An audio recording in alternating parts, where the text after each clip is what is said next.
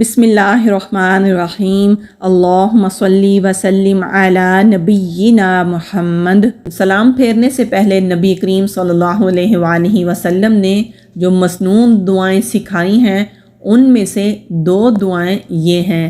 ان دعاؤں کو نبی کریم صلی اللہ علیہ وآلہ وسلم نے تشہد میں مانگنے کی تلقین فرمائی ہے۔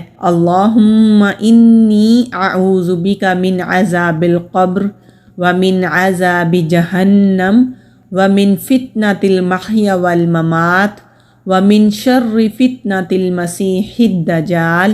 اے اللہ، بے شک میں عذاب قبر سے اور عذاب جہنم سے اور زندگی اور موت کے فتنے سے اور مسیح دجال کے فتنے کے شر سے تیری پناہ میں آتا ہوں۔ دوسری دعا، اللہم انی اعوذ بک من عذاب القبر واعوذ بک من فتنة المسیح الدجال واعوذ بک من فتنة المحیا والممات اللہم انی اعوذ بک من المأثم والمغرم۔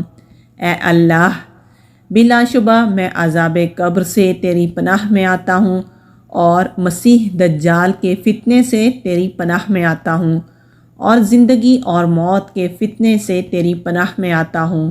اے اللہ، یقیناً میں گناہ اور قرض سے تیری پناہ میں آتا ہوں۔